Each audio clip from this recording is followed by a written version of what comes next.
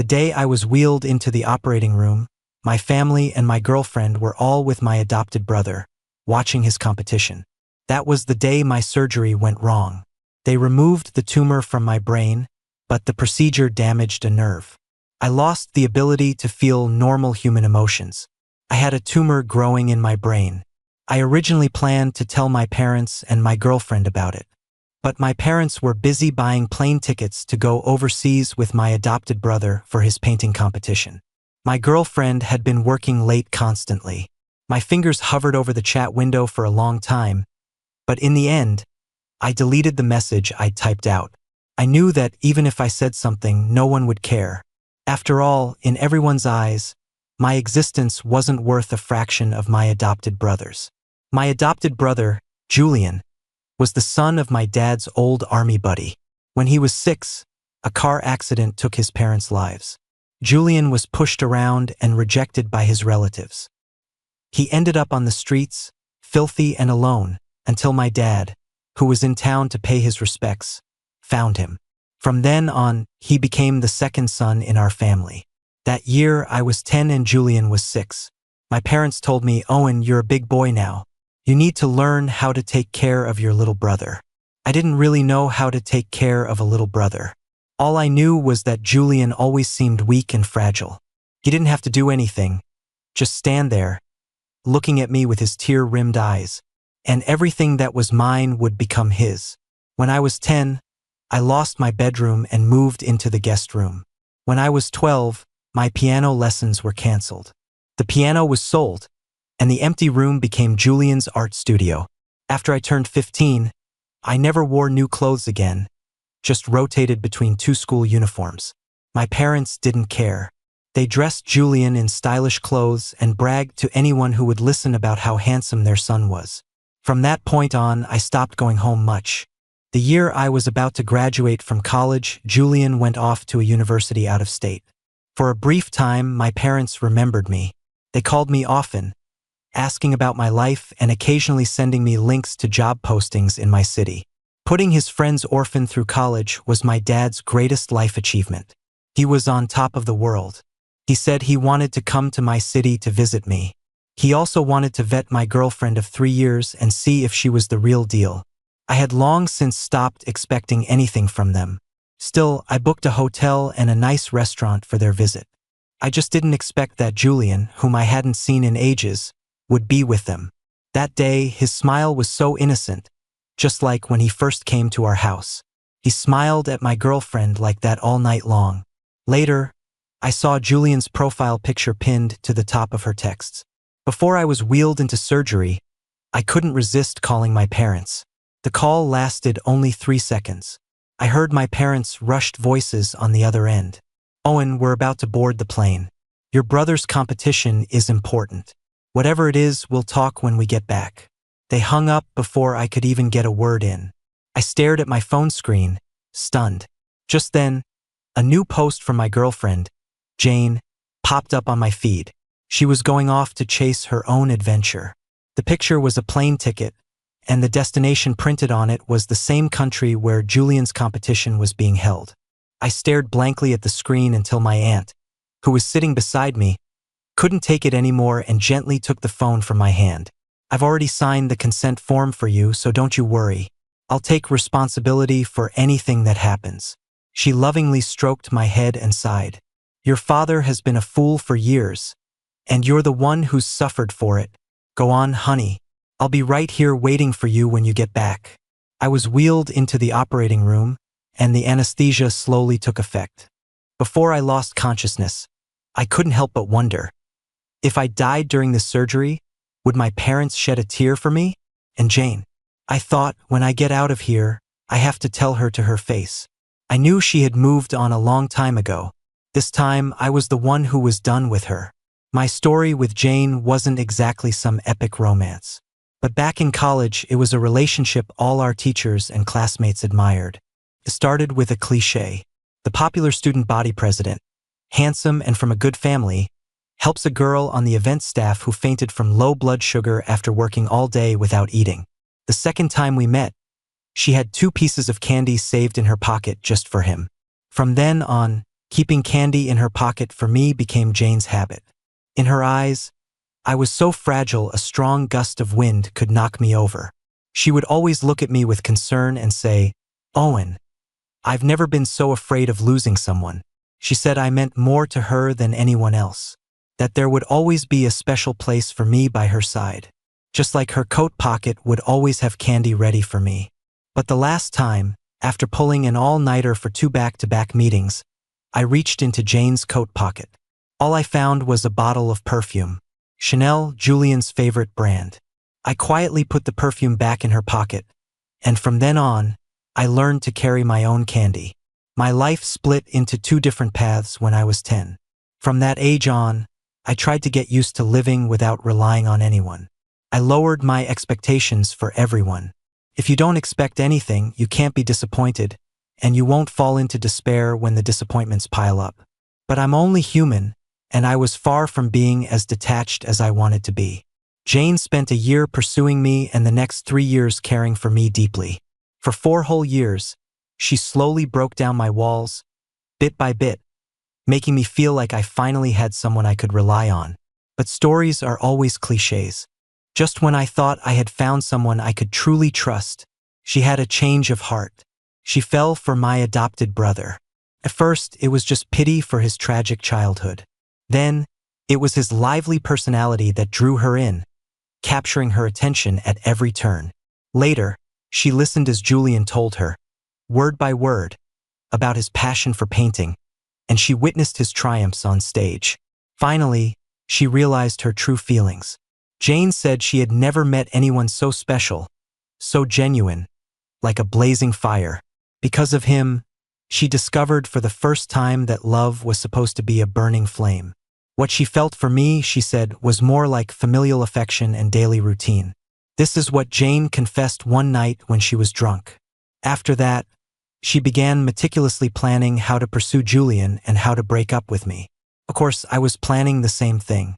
I would bow out of their world, but I wanted to do it with as much dignity as possible.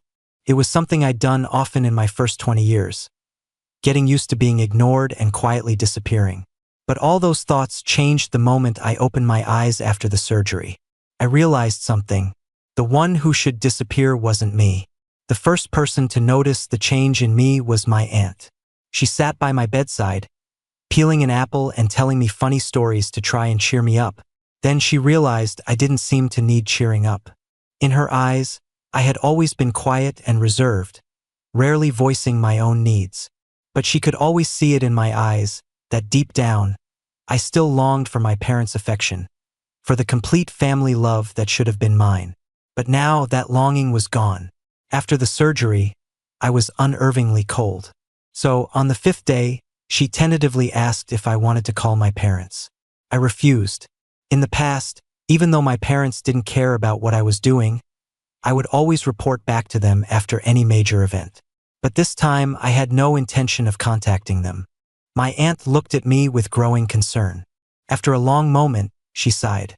She muttered to herself, "The way your father and mother are acting, they'll live to regret this one day." Another 2 weeks passed, and with my aunt's help, I was discharged from the hospital.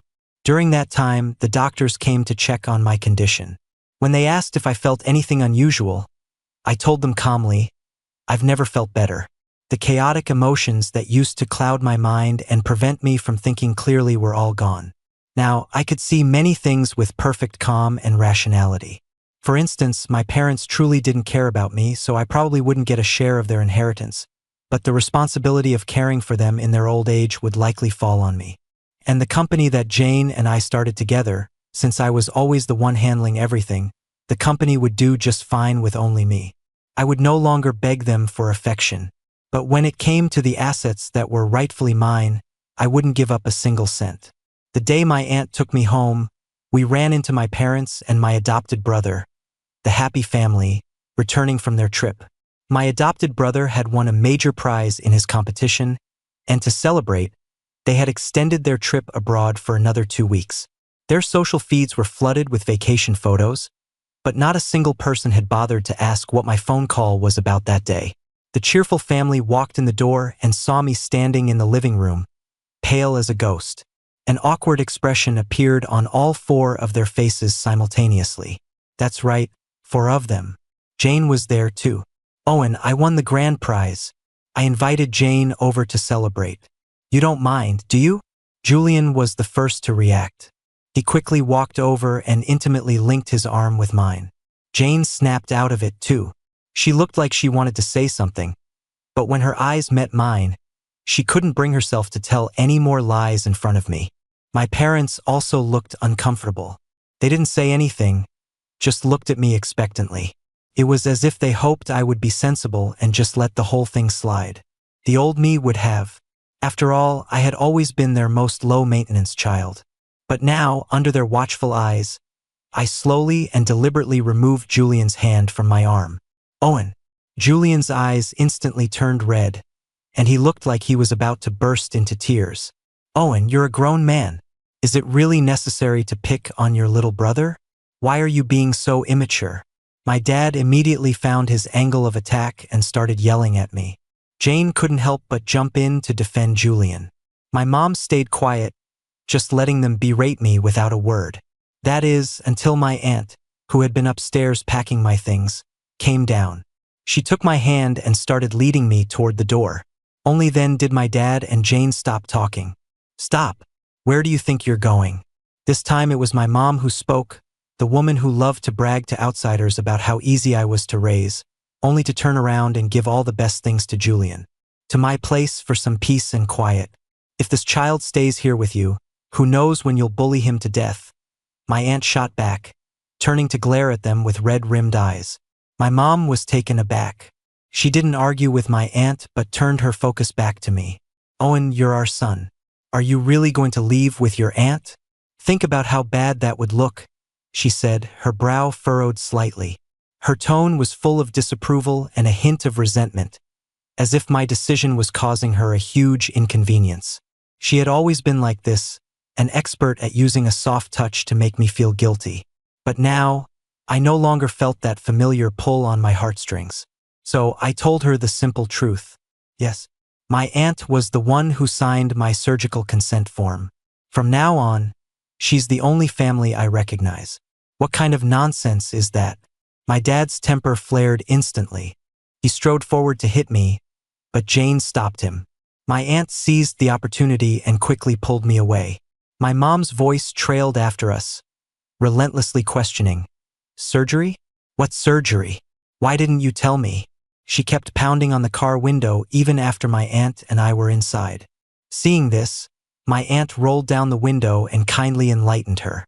Have you ever heard of brain tumor surgery? A while back, your son had a tumor in his head. He almost missed his window for treatment because he couldn't find a family member to sign the consent form. In the end, he came to me for help, and we caught it before the tumor turned malignant. As she spoke, my mom's face went completely white. Something this serious? Why didn't he tell us? She muttered to herself. My aunt smiled and reminded her, 2 weeks ago, Owen called you guys many times. My mom seemed to remember something. She pulled out her phone in disbelief and frantically started searching through it. It won't do you any good to find the call log, my aunt said. You answered the phone, but who among you had the patience to listen to what Owen had to say? You were all too busy getting your precious adopted son on a plane. With that, my aunt ignored her, stepped on the gas, and we sped away. That night, my mom tried to contact me but found that I had blocked all of her accounts. My dad, Julian, and Jane were blocked too. Unable to reach me and still smarting from the humiliation, my parents couldn't bring themselves to contact my aunt and uncle. Instead, they went around to all our relatives, complaining about how petty and ungrateful I was. They said I was jealous of my brother's award-winning talent, that I didn't bother to tell my family I was sick, and that I'd embarrassed them by running to my aunt.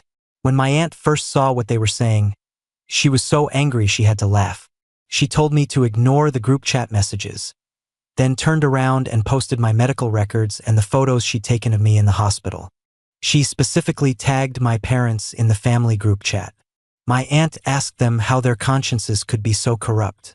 Their own son was seriously ill in the hospital, his life hanging by a thread multiple times because they delayed his surgery.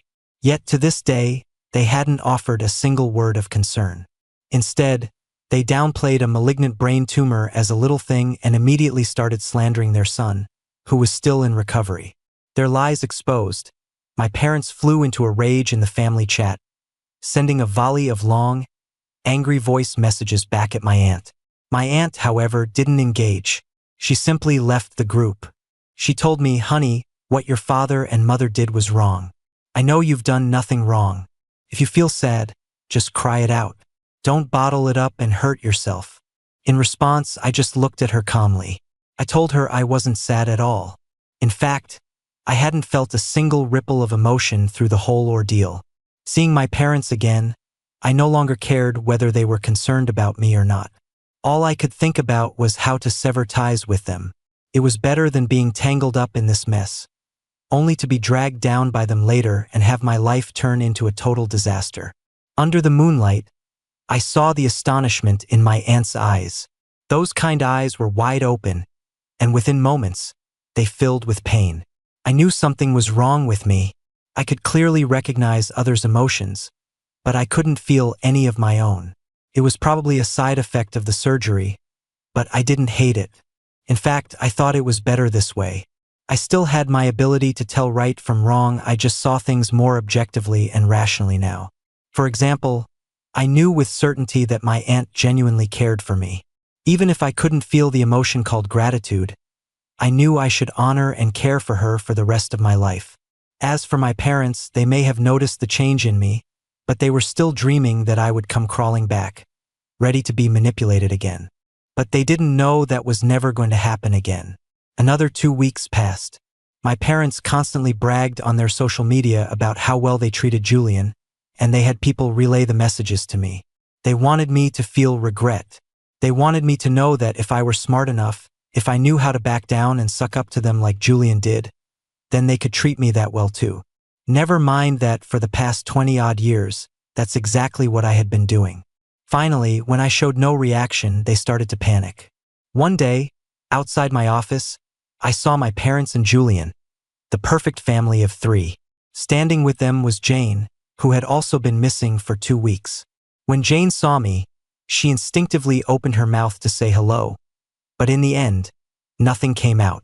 She just looked away guiltily. Seeing this, Julian's expression soured.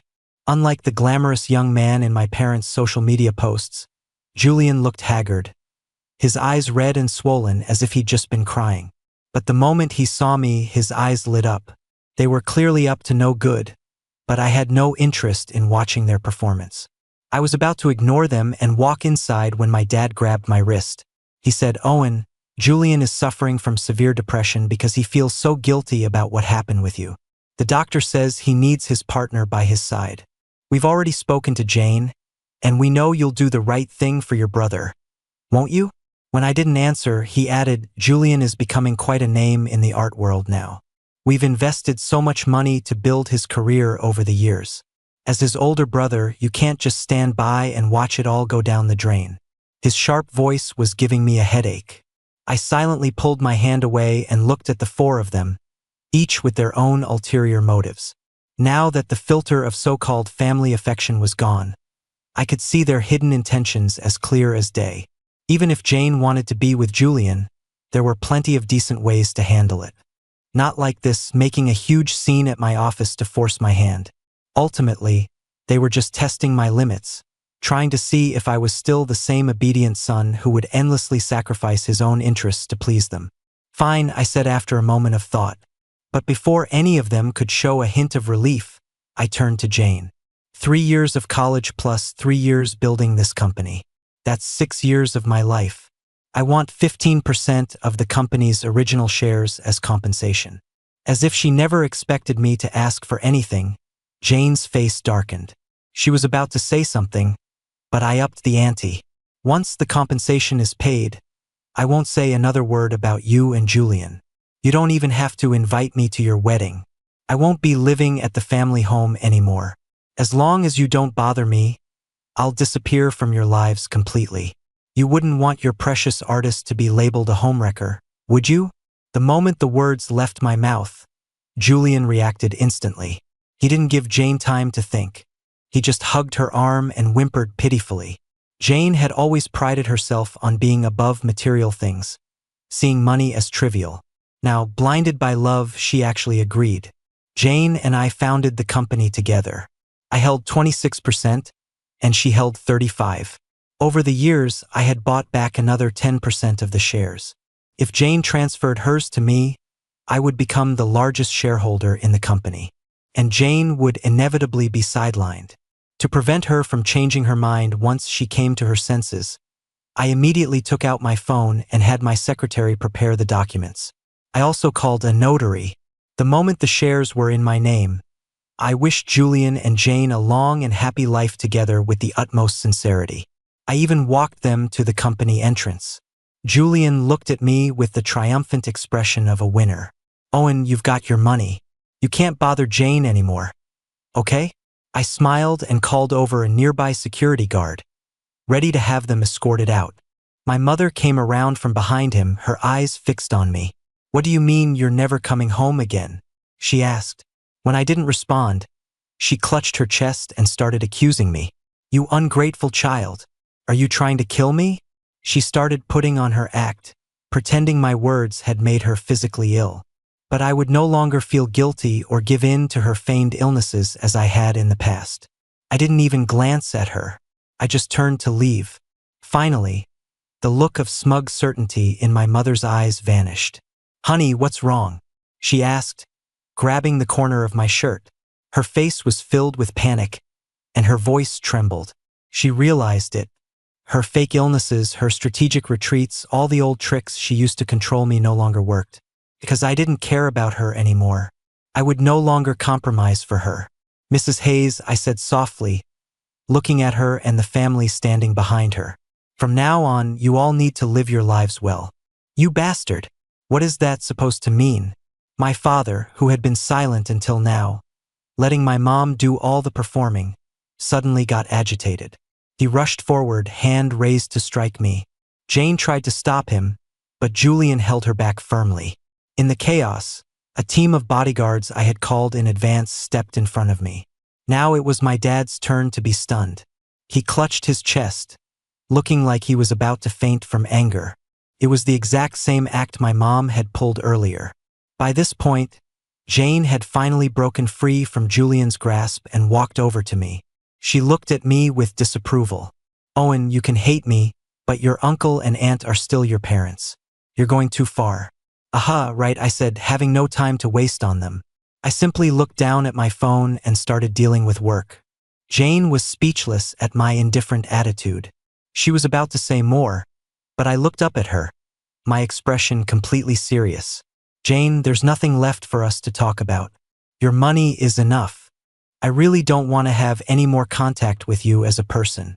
When she saw the cold, calm look on my face, a flicker of panic finally appeared in her expression.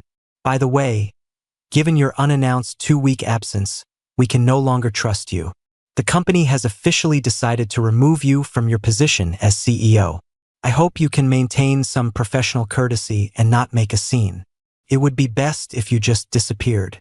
With that, I held up my phone and, right in front of her, blocked her on the company's Slack channel too.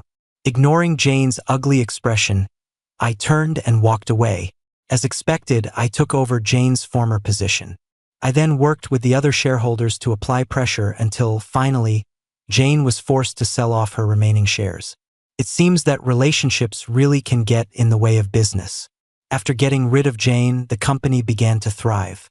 As for Jane, while I was raking in profits, she was still lost in her role as a lovesick heroine, fully dedicated to her romance with her ex-fiancé's brother. Even then, they still thought they were the winners. Julian became incredibly ostentatious, constantly taking Jane and my parents to check in at various places on social media, showing off their perfect family and love life. Of course, Jane footed the bill for everything. My parents' finances had been tight since they retired. Over the years, all their savings had been poured into paving the way for Julian's art career. They had relied on me to maintain their facade of prosperity, and now the whole family had seamlessly latched onto Jane as their new cash cow. The relatives who used to interact with them didn't know the real story and showered them with praise for finding such a great catch. Just as they were all eagerly spreading the word about how happy their little family of 4 was, I bought my aunt a new house. I moved her out of her old, run-down apartment complex and into a detached house downtown. My aunt never married and had no children. She had always treated me like her own son. At first, she refused to let me put her name on the deed, until I told her that if the house was in her name, it would be safe from any blood-sucking schemers. I tried to recall how I used to act cute with her as a child, mimicking an affectionate expression as I leaned on her shoulder. From now on, I'll live with you, Auntie. You won't get tired of me, will you? I said. My aunt's eyes immediately reddened. She patted my back and whispered softly, "Never, never. As long as I'm here, Owen will always have a home." When my parents heard I'd bought my aunt a house, they were furious. They showed up outside our gated community that very night. But security was tight. Since they weren't on the list, they weren't even allowed to wait at the gate for more than 3 minutes. My dad called my aunt's phone and unleashed a torrent of abuse. In his mouth, my aunt became a malicious schemer who was driving a wedge between father and son. My aunt listened calmly, then asked, "Brother, with all the things you've done to Owen, do you really need me to drive a wedge?" My dad's voice faltered. Before he could argue, my aunt continued, "You say Owen is your son. So why is there no bedroom for him in your house? No set of dishes for him? He's not even in the family photos. You claim he's your son, but where exactly does he fit in?" I remembered one bitter winter when I had no winter clothes. I had to layer all my fall and spring school uniforms and was shivering in the snowstorm. But when I got home, the house was empty. My parents had taken Julian to the movies. There were no leftovers for me in the kitchen, and I had no money in my pocket. Before I passed out, I used my last bit of strength to walk to the entrance of my aunt's apartment complex. My aunt lived 5 long blocks away from my house. It felt like the longest journey of my life. If I had collapsed anywhere in that storm, I would have never reached my safe harbor. Luckily, I made it. At the gate, I saw my aunt coming down to throw out the trash, holding an umbrella. I saw the shock and worry on her face as she rushed over and hugged my freezing, numb body.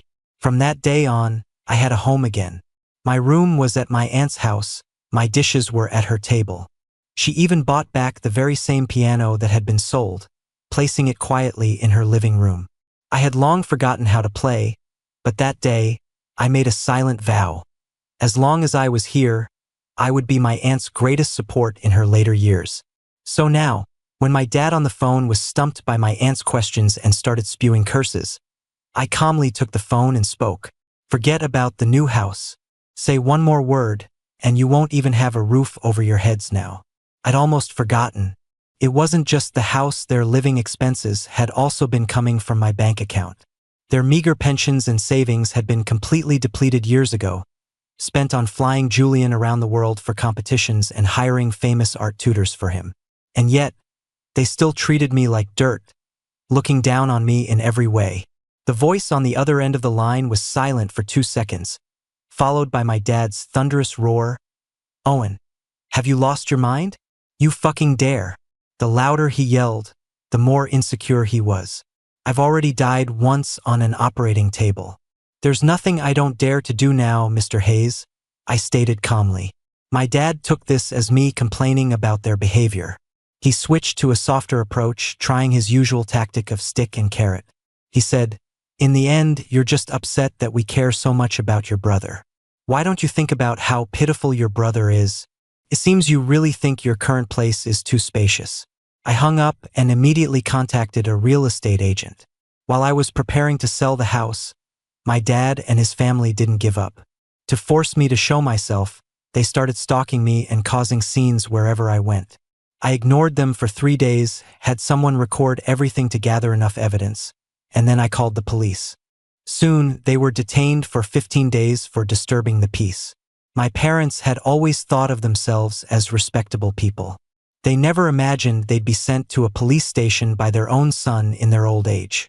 They cursed me out in front of the police, loudly recounting my supposed lack of filial piety. It was noisy. I put in my earplugs and told the mediating officer that I would absolutely not agree to a reconciliation. As he was being led away, the father who had always been a figure of authority in my memory looked at me with a hint of fear. Realizing that I might actually cut them off for good, his tone softened. He called my name, Owen, Owen, over and over, a term of endearment I hadn't dared to hope for since I was 10. But I was devoid of emotion now. I wouldn't feel sorry for him. Unfortunately, Julian managed to get away. The moment my parents were taken away, he and Jane skipped town for a vacation. To protect the reputation of the rising art star they had so carefully cultivated. My parents insisted that they had orchestrated everything themselves and that Julian had absolutely nothing to do with it. I pictured Julian's smug, trouble-making face and figured I'd get my chance with him sooner or later. So, I used this time to sell the old house at a low price to a tough-looking guy with full sleeves who looked like he had connections. And so, before my parents were even released, Julian returned from his trip to stand in front of his former home, unable to get in. Apparently, Julian didn't believe the house was gone and banged on the door for a long time, demanding an explanation. When the door opened and he saw the new owner, a man standing 6'3", he was too scared to say another word. In the end, Jane had to pick him up and take him to her place. A couple of days later, my parents were released. When they heard I had sold the house, they cursed up a storm again. But no one dared to come and bother me. Survival was now their main concern. So, very quickly, my parents packed their bags and moved into Jane's house in the middle of the night. First, Jane was very welcoming. But my parents had gotten used to bossing me around for years. Having lost their favorite punching bag, it wasn't long before they started showing their nasty tempers to Jane. Jane wasn't someone who had ever been pushed around. Soon, they had their first major fight. Not long after, my parents moved out of Jane's house. She rented a separate apartment for them, halfway across the city. My parents complained endlessly to Julian about it. They said that when Jane was with me, she was never this disrespectful to them. Why couldn't Julian say something to her? But Julian himself was relying on Jane's money for his art career. How could he possibly stand up to her? Over time, to maintain his relationship with Jane, Julian started to distance himself from my parents. One day, Julian was visiting my parents and heard them complaining about Jane again. They also reminisced about how easy life was when I was taking care of them. It was their classic move. Build one person up to tear another down. In the end, it was all for their own benefit. But Julian wasn't falling for it. He had had enough. He immediately smashed everything he could get his hands on in the apartment, then stood with his hands on his hips and asked my parents, since they thought I was so great, why didn't they go find me? It was the first time he had ever lost his temper in front of them. Now that he had Jane wrapped around his finger, his family was just an accessory to him. He no longer needed to walk on eggshells around anyone. The fight they had that day was epic. The main combatant was my mother. She was wailing at the door of the rental, pulling Julian's hair, one moment calling him an ungrateful brat who had betrayed all her years of guidance and investment. The next moment, she was cursing me for being cruel, saying that things had been this way for years, so what if they missed one surgery? Why did I have to make such a big deal out of it? My dad, feeling embarrassed, just smoked silently inside the house. Julian fought back, trading insults with my mom, calling her a blood-sucking, insatiable vampire. The whole thing ended only when the entire floor of neighbors came out to watch the spectacle. The incident became notorious. All the relatives who used to flatter them scattered and cut off contact. One relative told me about my parents' situation, sighing as she spoke. Back then, your parents loved to hear people praise them for being such good guardians. They'd say how they raised Julian, an army buddy's son, like a prince, all because they were so kind-hearted. Who would have thought they were raising an ungrateful traitor? As she spoke, she kept glancing at me, a fawning smile on her face. Owen, I have to say, your aunt has a good eye. She picked a real gem in you. Now all she has to do is enjoy her golden years. My aunt, however, was not impressed. She unceremoniously kicked the woman out. The moment the door closed, she was still fuming. When you were little, she was always making fun of you, calling you a wild child. Now that her son is graduating and needs a job, she's suddenly singing your praises. These people always kissing up and kicking down. Ah, give me a break. I didn't feel much about it. I had met too many people like that in the first half of my life. But under the warm yellow light, watching my aunt worry about me, a sudden, subtle warmth bloomed in my chest, fleeting as it was. It was only then that I vaguely realized that my aunt's dark hair was now streaked with silver. I walked over and took her hand, telling her not to be angry, that I would take her out for a big meal. Auntie, I said, she was wrong. It's not that you had a good eye and picked me. It's that I was lucky enough to meet you, to have met someone in this mundane world who would shelter me from the wind and rain without any complaint. Under the light, my aunt's eyes gradually reddened. She couldn't help but turn away to wipe her eyes. After a while, she turned back to me with a smile. What silly things are you saying? She said. I'm your aunt, your blood relative. It's only natural that I love you. I worked harder than ever, because I saw things with such rationality and objectivity. The company's profits multiplied. My net worth soared along with it. The next time I saw Jane was at a business gala hosted by a partner. Jane was wearing a meticulously tailored suit, her hair perfectly styled. But even that couldn't hide the weariness on her once vibrant face. On closer inspection, her suit was from last season. It seemed that supporting a family of vampires wasn't easy on her either. Promoting Julian's art cost a fortune, and my parents' living expenses weren't cheap. It would have been one thing if Jane were willing to ask her family for help. But her parents had extremely high standards. They hadn't approved of me when I was starting from scratch with Jane.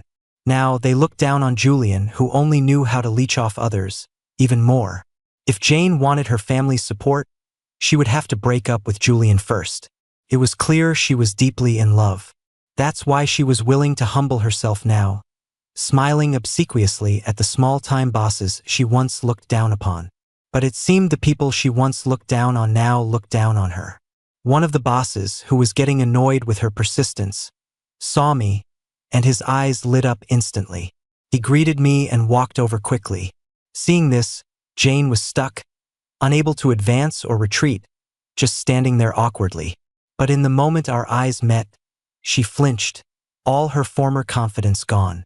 When the company was just starting out, Jane disdained the schmoozing and networking that happened over drinks. I was always the one who handled that side of the business.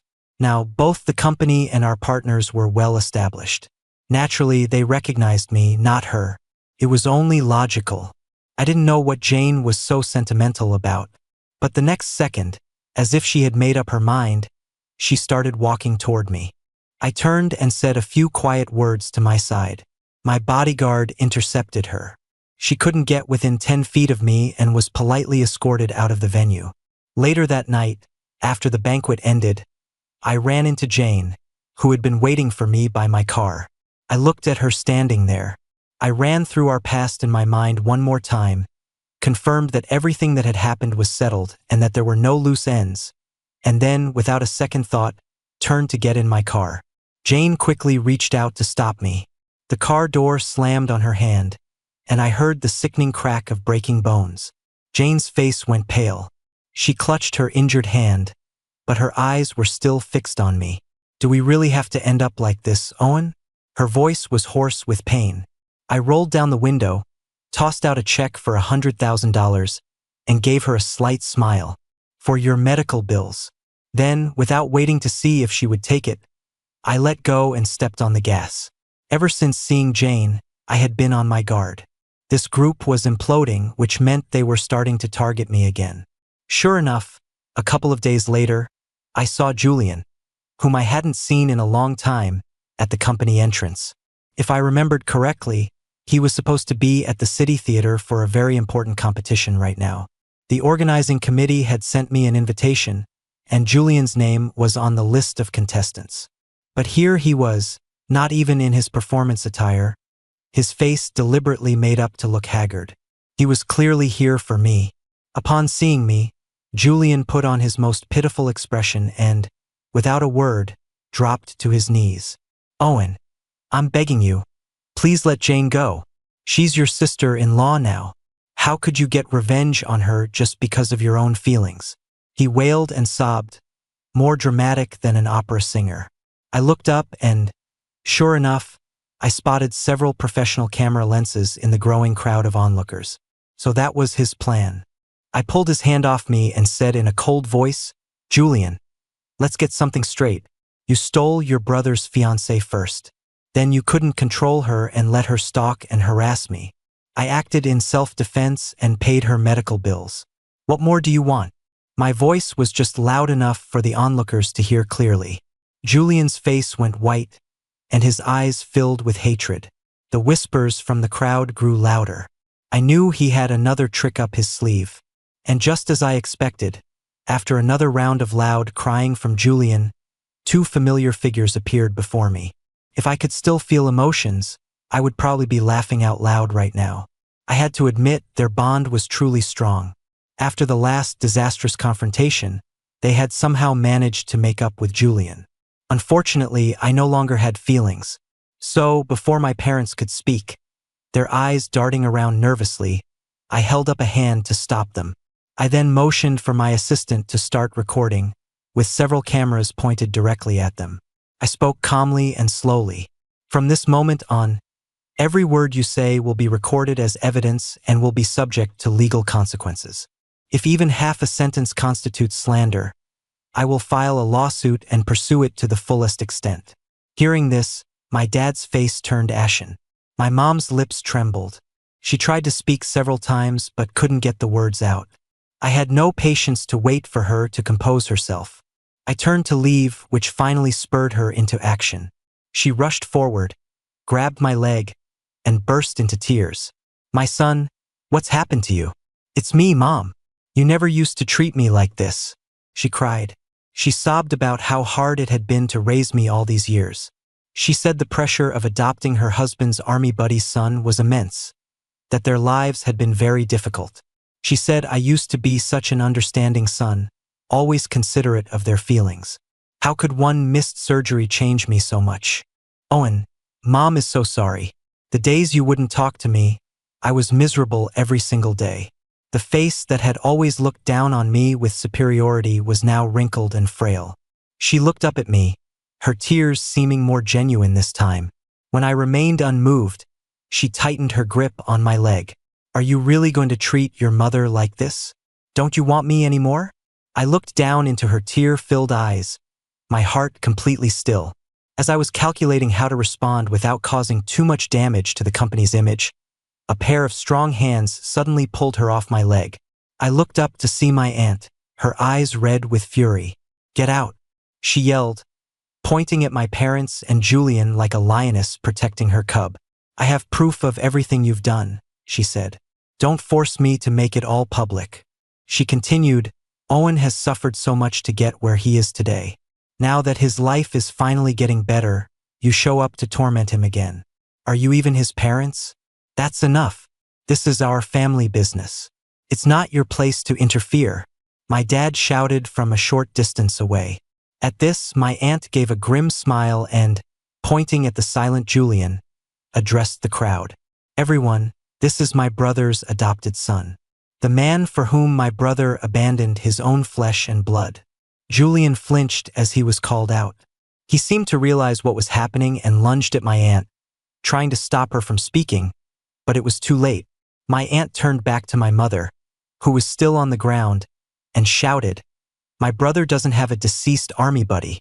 The boy he adopted is the son he had with his first love after he was already married." The words hit like a bolt of lightning, jolting my mother, who had been staring blankly, back to her feet.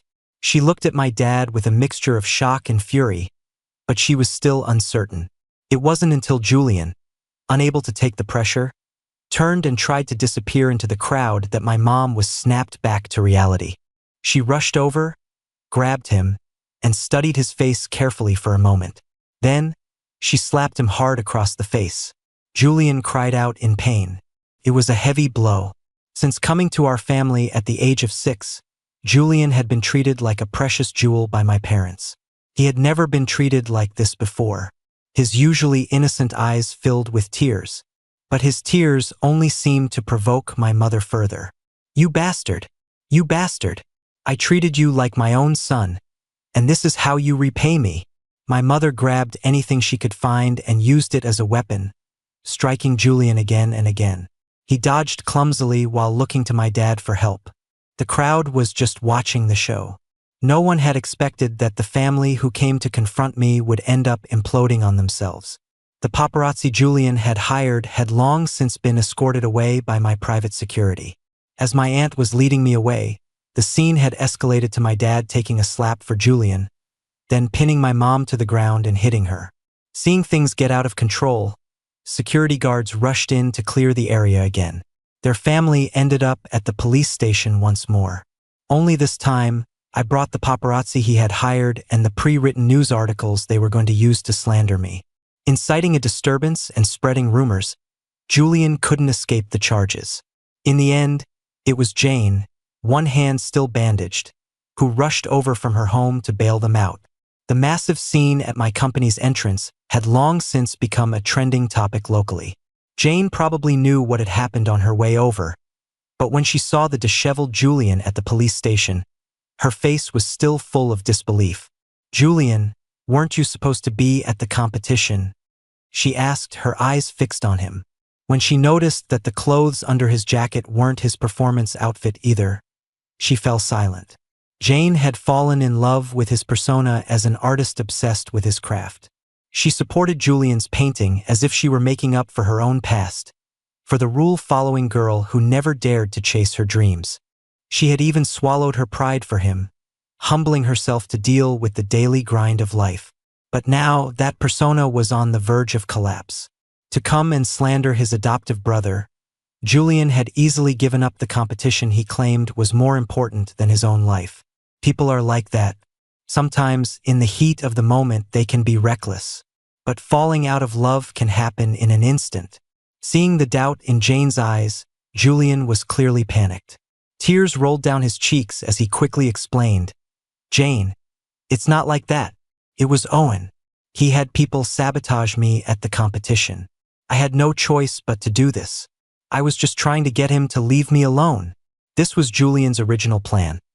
Show up at my company, team up with my parents to smear my name, and paint me as a jealous, evil brother who framed him. Then, he would use the opportunity to claim I had rigged the competition so he couldn't win.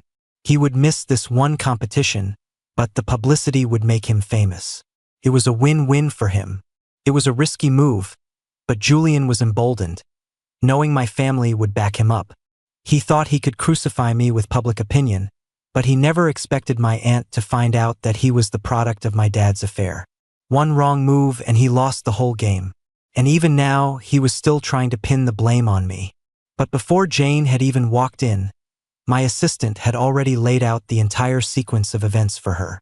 That included the transaction records between Julian and the paparazzi and the slanderous stories they had prepared. Many of the events they described hadn't even happened, yet they spoke of them with such conviction. The competition's organizing committee had also issued a statement. They had a decades-long reputation to uphold and were furious that Julian had not only skipped the competition but was also planning to slander them. Some of the senior members were friends with Jane's parents. No matter how much Jane tried to cover for him, they already knew all about Julian. Jane's plan to slowly build Julian's fame and then introduce him to her family was now in ruins. I don't know what state of mind she was in when she came to see Julian, but the fact that he lied to her face the moment he saw her sealed his fate with her. The illusion was shattered. Jane's gaze turned cold. She didn't say another word, just turned and walked away. Julian was left stunned, watching his last hope disappear. Without Jane to pay his fines, Julian was served with a 15-day detention. During that time, the art competition committee sued Julian.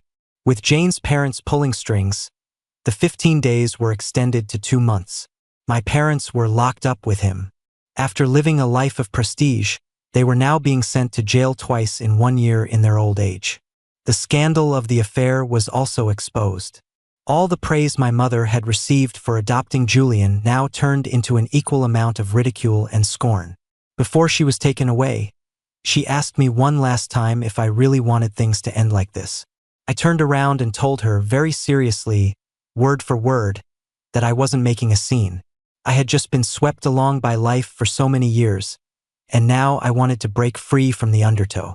I just wanted to live my own life, no longer held hostage by family ties, no longer holding out hope for people who didn't deserve it, no longer sacrificing myself just to get a crumb of their attention. Do you understand? I stopped loving you a long time ago. This is the last time I will call you this. Let's just go our separate ways from now on. Mom and Dad. As the last words fell, I couldn't read my dad's expression. I turned to leave. In my peripheral vision, I saw that my mom was already in tears. Seeing me go, she opened her mouth frantically but ultimately said nothing. By now, she probably did regret it. She had given her whole life to this, only to push her own son away and end up raising someone else's child. But what did any of that have to do with me? In my first 20-something years, I had shed more than enough tears for them. When I walked out of the police station, my aunt was waiting for me.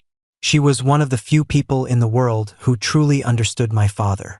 She was worried that now that I had publicly humiliated him, he would do something to hurt me. And Julian, my aunt said, the worry in her eyes deepening. He's not the type to stay quiet. I gently placed my hand over hers and told her that we weren't as weak as we used to be. We would handle whatever came our way. Hearing this, my aunt finally relaxed a little. After that, I had someone keep an eye on Julian's family. I knew that Jane and Julian had broken up. Julian refused to accept it, even causing scenes at her parents' house several times, which resulted in him getting beaten up badly. After all the years and all the money my parents had invested, Julian was blacklisted from the national art scene overnight. He simply vanished. Having lost his support system, Julian crawled back to my dad, clinging to my parents. But the sight of Julian now only filled my mother with resentment. She wanted to divorce my dad, but he refused. So, she took out her anger on Julian, hitting and cursing him daily. During this time, my business continued to grow, showing potential for expansion into overseas markets. Jane's parents, who once looked down on me, now sent me invitations. Jane herself tried to contact me numerous times, but I never once responded. Later, at a banquet, Jane and I met again. She seemed much more mature than before, but her gaze was filled with melancholy when she looked at me. "Owen, you've become so successful. I almost don't recognize you anymore," she said, her eyes not knowing where to look. A person who had been confident for most of her life couldn't even stand up straight in front of me now. She hadn't changed much, but she had lost her former pride. As if afraid I would have her thrown out, Jane started talking quickly. She said she had always owed me a face-to-face apology. She said that after all this time, she finally realized she had never truly loved Julian. She had just projected her own desires onto him, thinking she could find her true self through him. It's only now that I realize how naive I was. It was only after I lost you that I understood what I had truly thrown away. I had little patience for her speech. Finally, I couldn't take it anymore and stood up to leave. "Owen." Jane called my name loudly from behind me. "Can we start over?" "No, I'm not interested in trash," I said with a smile, rejecting her without a hint of politeness. "Jane, no matter how nicely you put it, it doesn't change the fact that you cheated on me because you couldn't resist a new thrill. The fact that you have the nerve to show your face in front of me is truly shameless." Once the filter I had for Jane was gone, I realized that the person I had once worshipped was nothing special. Besides, I had long since surpassed the position she once held. From now on, I would be the one to light up my own life. Perhaps the shock of my rejection was too much. Not long after, I heard that Jane and Julian had gotten back together. It's true what they say, once a cheater, always a cheater. Only this time, Julian no longer enjoyed the pampered treatment he once had. Jane showed him her cruel side without mercy. She frequently beat him. Not only that, but she also verbally degraded him, calling him the most despicable man on earth. She looked down on him, yet she sought to find her dignity and satisfaction through him. While they were entangled in their toxic relationship, my parents surprisingly reconciled. I heard my mom was pregnant again. Having a child late in life made her completely abandon the idea of divorce, and she even accepted Julian back into her life. On a stormy, rain-lashed night, an urgent call from an unknown number came to my phone. When I answered, it was my dad's panicked voice. "Owen, your mother fell at home. She's bleeding a lot. We don't know what to do. I'm begging you, please come see her. She raised you for over 20 years. After hanging up, I calmly dialed 911 and called an ambulance for them.